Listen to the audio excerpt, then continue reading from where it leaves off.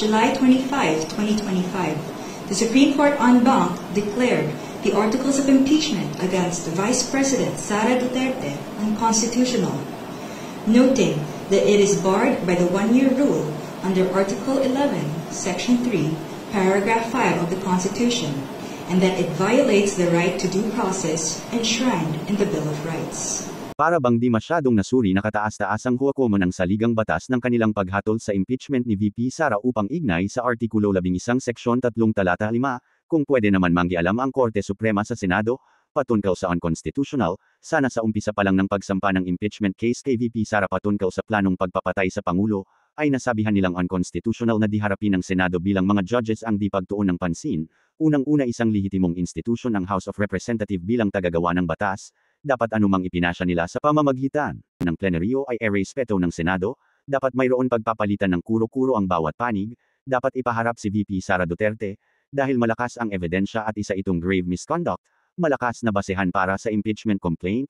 Paano kung sinamantala ng masasamang tao, tangkain patayin siya, di nanganib ang Pangulo nang wala siyang kaalam-alam?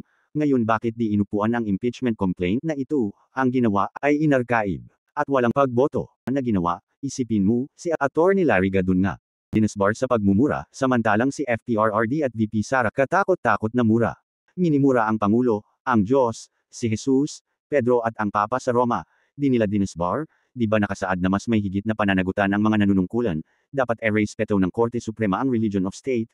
Sabi nila walang dapat mag-question sa hatol ng Korte Suprema, pero ang Pangulo na may sovereignty ay lagi nilang kini-question. Bakit wala bang hinatulan ng Korte Suprema na ibinalik uli? Kung di sila pwede question, di ba may freedom of expression? O bakit may motion for reconsideration? Ngayon kung yung impeachment complaint laban kay Sara patungkol sa tahasang pagbanta sa buhay ng Pangulo ay dinilitis sa Senado, na naarkaib nga at walang pagboto ng plenaryo.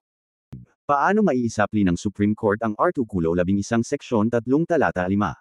Ngayon kung ang papatungkulan ng pagpabalik ng impeachment sa House of Representatives, ibig sabihin walang nangyaring impeachment o paghahatol, kaya nga bumaliktad na si Senator Escudero. Sabi niya nakahanda na siya sa pagbalik ng impeachment sa Senado, at anong paglabag sa nasabing Bill of Rights ng impeachment na inihain laban kay VP Sara o baka tinutukoy ng ang impeachment ni Pangalawang Pangulo Sara Duterte ay naisinumat na sa Senado at ito'y pinawalang saysay ng 18 senador, na di man lang inumpisahan o ditiningnan ang mga ebidensya o mga dokumento o mga testimonya dahil sa dahilang ayaw nilang ma-impeach si VP Sara, na kaya di na dapat isulong pa, na sadyang ayon sa saligang batas mismo ay unconstitutional ang ginawa ng 18 senador, na dapat nga sila rin ay ma-impeach, sa dalawang kaso.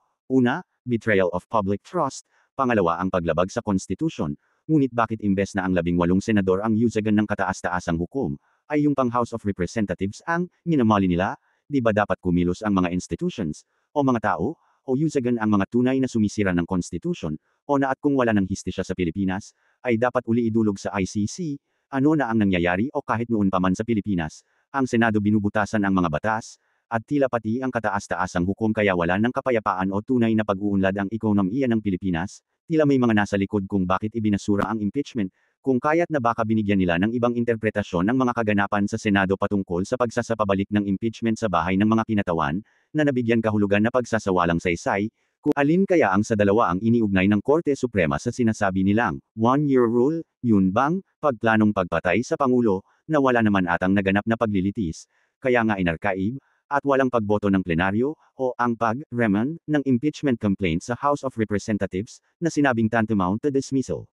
Kung talagang ito ang binatayan ng Korte Suprema, magkagayon mayroon seryosong misconduct sa Korte Suprema, na dapat ika-impeach ng mga kung sino man sa kanila ang pumabor dito, isang panganib sa bansa ang gawaing mga tulad nito o sila mismo, pag di binaliktad ng Korte Suprema ang hatol nila, dapat kumilos na ang mga matutuwid na mamanayan at institutions, dahil higit sa lahat tayo ang maaapektuhan nito at ang susunod na henerasyon, ng iba't ibang class in corruption na nangyayari sa bayan natin, lumalala ng lumalala, kahit anong pagsisikap ng isa o ng mga nagmamalasakit, kung gumagana pa ang mga masamang elemento ng mga nakaraan administration, at maraming nalilinlang, mahirap mabuhag ang kasamaan.